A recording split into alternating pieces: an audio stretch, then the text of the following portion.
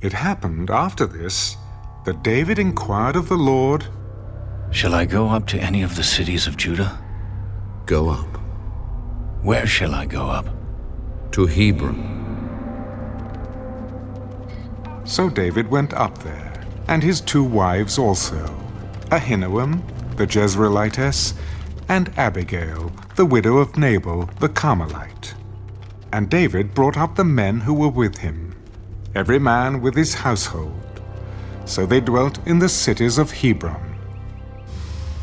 Then the men of Judah came, and there they anointed David king over the house of Judah. And they told David, "The men of Jabesh Gilead were the ones who buried Saul." So David sent messengers to the men of Jabesh Gilead. "You are blessed of the Lord, for you have shown this kindness to your Lord, to Saul, and have buried him. And now may the Lord show kindness and truth to you. I also will repay you this kindness, because you have done this thing. Now, therefore, let your hands be strengthened, and be valiant, for your master Saul is dead, and also the house of Judah has anointed me king over them." But Abner, the son of Ner, commander of Saul's army, took Ishbosheth, the son of Saul, and brought him over to Mahanaim, and he made him king over Gilead, over the Asherites, over Jezreel, over Ephraim, over Benjamin, and over all Israel. Ishbosheth, Saul's son, was 40 years old when he began to reign over Israel, and he reigned 2 years. Only the house of Judah followed David. And the time that David was king in Hebron over the house of Judah was 7 years and 6 months. Now Abner, the son of Ner, and the servants of Ishbosheth, the son of Saul, went out from Mahanaim to Gibeon. And Joab, the son of Zeruiah, and the servants of David went out and met them by the pool of Gibeon. So they sat down, one on one side of the pool, and the other on the other side of the pool. Then Abner said to Joab, "Let the young men now arise and compete before us." "Let them arise." So they arose and went over by number, 12 from Benjamin, followers of Ishbosheth the son of Saul, and 12 from the servants of David. And each one grasped his opponent by the head and thrust his sword in his opponent's side.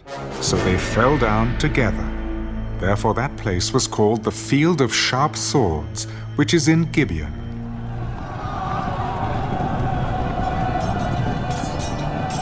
So there was a very fierce battle that day, and Abner and the men of Israel were beaten before the servants of David. Now the 3 sons of Zeruiah were there, Joab, and Abishai, and Asahel. And Asahel was as fleet of foot as a wild gazelle. So Asahel pursued Abner, and in going, he did not turn to the right hand or to the left from following Abner. Then Abner looked behind him and said, "Are you Asahel? I am." Turn aside to your right hand or to your left, and lay hold on one of the young men and take his armor for yourself." But Asahel would not turn aside from following him. So Abner said again to Asahel, "Turn aside from following me. Why should I strike you to the ground? How then could I face your brother Joab?" However, he refused to turn aside. Therefore Abner struck him in the stomach with the blunt end of the spear, so that the spear came out of his back, and he fell down there and died on the spot. So it was that as many as came to the place where Asahel fell down and died stood still.